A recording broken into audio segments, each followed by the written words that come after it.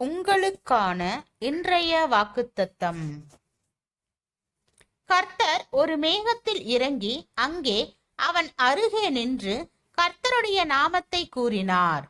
கர்த்தர் அவனுக்கு முன்பாக கடந்து போகிற போது அவர், கர்த்தர் கர்த்தர் இரக்கமும் கிருபையும் நீடிய சாந்தமும் மகா தயையும் சத்தியமும் உள்ள தேவன், 1000 தலைமுறைகளுக்கு இரக்கத்தை காக்கிறவர், அக்கிரமத்தையும் மீறுதலையும் பாவத்தையும் மன்னிக்கிறவர், குற்றவாளியை குற்றமற்றவனாக விடாமல் பிதாக்கள் செய்த அக்கிரமத்தை பிள்ளைகளிடத்திலும் பிள்ளைகளுடைய பிள்ளைகளிடத்திலும் 3ஆம் 4ஆம் தலைமுறை மட்டும் விசாரிக்கிறவர் என்று கூறினார்.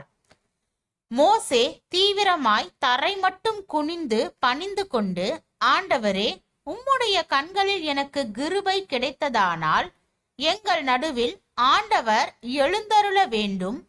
இந்த ஜனங்கள் வணங்கா கழுத்து உள்ளவர்கள்.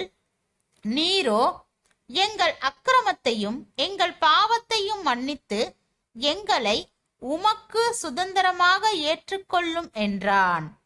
யாத்ராகமம் 34வது அதிகாரம் வசனம் 5 முதல் 9 வரை.